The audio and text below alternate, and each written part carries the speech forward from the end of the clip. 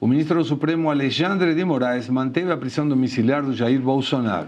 No entanto, o ex-presidente está proibido de receber visitas pelo prazo de 30 dias.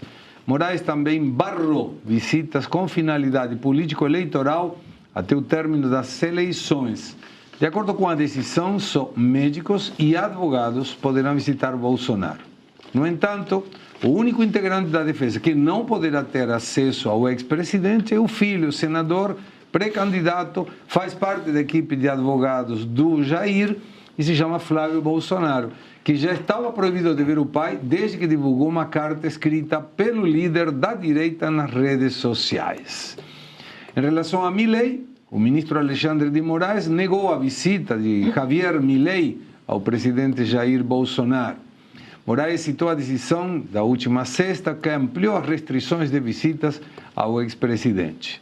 Veículos como La Nación, La Política Online, Infobae, La Nueva Provincia, La Prensa Digital e CNN Espanhol publicaram reportagens sobre o tema, ressaltando que a justiça brasileira negou o pedido da defesa de Bolsonaro para receber o aliado argentino durante o período da prisão domiciliar. As publicações destacaram que Milei tem viagem marcada para o próximo dia 25 de julho, quando participará em São Paulo do lançamento oficial da candidatura presidencial do senador Flávio Bolsonaro. João, começo contigo. 30 dias que não pode receber ninguém, 90 dias que justo será na metade entre o primeiro e o segundo turno, ou seja, o objetivo é calar a Bolsonaro, não deixar que ele fale com ninguém, não deixar que ele articule com ninguém, mas é impossível não lembrar quando a outra parte da ideologia estava presa, que estou me referindo a Lula, 580 dias, 572 visitas. Cartas para tudo quanto é lado. Cartas, inclusive, lida, uma delas, pelo Cristiano Zanin, na época, advogado do Lula, hoje ministro da Corte. Esse ministro não deveria dizer, Alexandre, está errado, porque nós fizemos uma coisa diferente no passado e agora está ficando escancarado que nós estamos indo contra o Bolsonaro e o bolsonarismo. Então isso, João, me parece que fica escancarado, mas a pergunta que não pode calar, como que a gente resolve isso?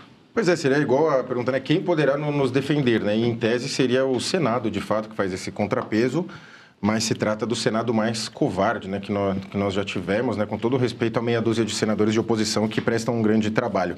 Então, como você disse, esse absurdo que vai se escalando, né, desde o julgamento do tal golpe com o vendedor de algodão doce do pipoqueiro, você vai criando esses absurdos. Aí já vira a execução da pena, que o Alexandre de Moraes também assume a execução da pena, o que é outra coisa absolutamente incomum e que não se deveria fazer. Aí ele vai ficar cuidando do Bolsonaro como preso de estimação. E a gente bem sabe que essas restrições não se aplicam a nenhum outro preso do Brasil. É o preso de estimação, tem que revistar todo mundo que vai lá, os nomes não podem. Então pode acabar gerando um efeito rebote, um efeito errado, que ele não imagina, né? Eleitoral, de fortalecer o Flávio Bolsonaro, que me parece que agora tem acertado mais, nesses últimos dias, o tom da campanha focando em inflação de alimentos, né? No bolso do brasileiro, mais nessa linha do que necessariamente distribuição de celular para mulheres, essas coisas que ele vinha falando, que me parece que o tom estava bem equivocado. Então ele parece que começa a acertar agora nesse sentido, né, de vamos, né, focar no bolso aqui, que é o que importa, a inflação de alimentos. Todo mundo aqui frequenta o mercado, o restaurante, enfim, sabe o quanto aumentou, mas se junta mais um absurdo do Moraes. E a quem se recorrer? Seria, em tese, ao Senado mesmo. A Procuradoria da República poderia tomar alguma providência, a Polícia Federal, um corpo de membros da Polícia Federal, ou mesmo do Judiciário. Só que observa-se um silêncio total nessas instituições, né? Há um medo enorme do Alexandre de Moraes, esse medo segue, inclusive dos seus pares, né, que são muito medrosos, né? Eles veem o Alexandre de Moraes fazer tudo isso, tomar as instituições para eles e nada fazem, né? Por exemplo, o Cássio Nunes, que está com uma revisão criminal lá que não anda. Quando teve a derrubada do X pelo Alexandre de Moraes na eleição, que ele já teve uma outra interferência, né? Outras, chegou uma ação para o Cássio Nunes, lá do Partido Novo, e ele também não andou com a ação. Então, e ele tem essa articulação em todos os núcleos, né? O Cássio Nunes e outros juízes. Então, a gente vive uma república de juízes políticos, que realmente a solução seria o Senado, mas eles estão lá em conluio com esses juízes políticos. Então, a solução que, em tese, seria a eleição, também já nos parece também com a questão de muitos candidatos sabor direita, né? Eu não vi nenhum candidato falar, eu sou a favor do impeachment do Alexandre de Moraes. Eu não vi nenhum. Nem os que se dizem de direita estão falando isso, Segre. Arthur, a situação conforme o João manifestou, e me parece muito apropriado, tanto disparo contra o Jair Bolsonaro pode, de alguma forma, gerar essa sensação de, cara, isso aqui é injusto demais. Mesmo que eu seja simpatizante da esquerda, se algum for, diria, é um jogo desigual. Isso pode alavancar a candidatura do Flávio? Eu acho que pode sim alavancar a candidatura do Flávio, como de qualquer outro candidato à oposição, mas, claro, o Flávio é quem está na ponta de lança. Mas tem um detalhe aí que eu acho mais capcioso.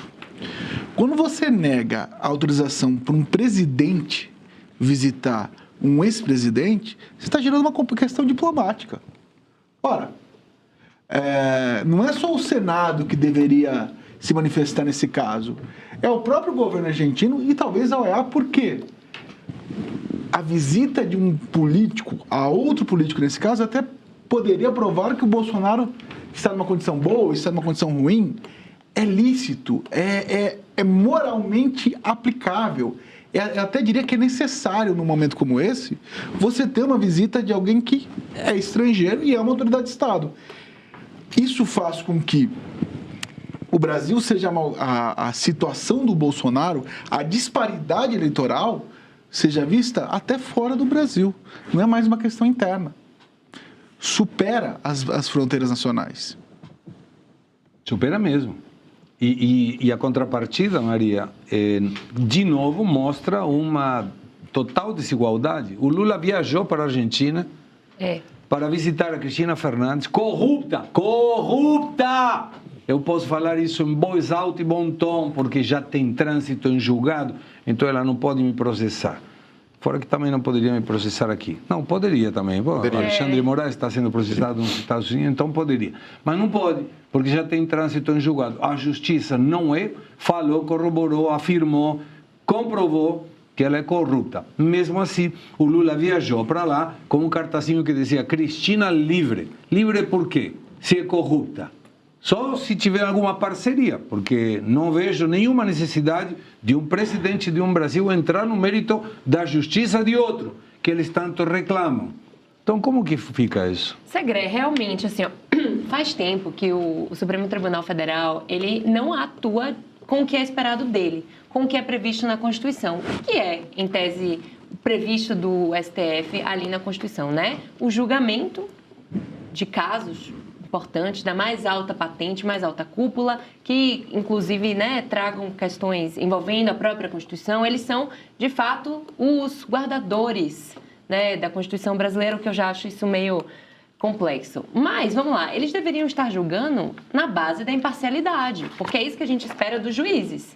E essa imparcialidade ficou para trás há muito tempo, porque faz pelo menos 10 anos que o Supremo Tribunal Federal é um ator político ativo na política brasileira, é um ator político ativo no cenário eleitoral da política brasileira. Então está tudo invertido no mundo invertido do Brasil. As instituições já não atuam como deveriam atuar. E como é que fica? Isso gera muita insegurança jurídica. Como a Suprema Corte do Brasil age dessa maneira? A gente tem um ator dessa Suprema Corte agindo claramente para prejudicar a campanha de um candidato, para favorecer um lado. E aqui eu não estou entrando em juízo do tipo, o Alexandre de Moraes apoia o Lula, ele nunca deu uma declaração desse jeito. Mas com as atitudes dele, dá pra gente supor.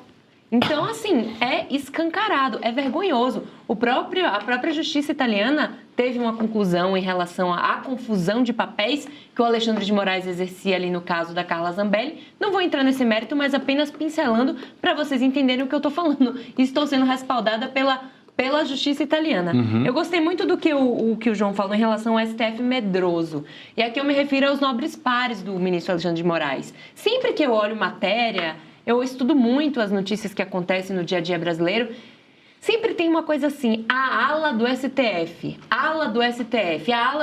está preocupada com as atitudes de Moraes, como isso pode respingar na instituição. Que ala é essa? Ninguém dá a cara a tapa, todo mundo tem medo. A gente tem ministro do STF, o decano Gilmar Mendes, que é ator político, faz comentários no Twitter, né? X mais Twitter. Até sobre futebol, né? fala de futebol, dá discurso em instituições em Portugal, da mais nobre patente, enfim. E aí você tem atores políticos. Onde já se viu no Brasil anterior a gente ter isso? Começou tudo isso, né, com a espetacularização de tudo que aconteceu, mas enfim, não vou entrar nesse mérito. Mas é preocupante, muita insegurança jurídica e eu acho que muito vem por aí. Agora, eu acho que pode ser também um tiro no pé que o Alexandre de Moraes está fazendo. A gente já tem uma rejeição imensa contra o STF e isso pode ser bom para a campanha do Flávio Bolsonaro, porque podem ficar escancarado a perseguição. E se você pudesse ter acesso aos bastidores do Sem Filtro e conversar direto com os comentaristas e âncoras da Oeste?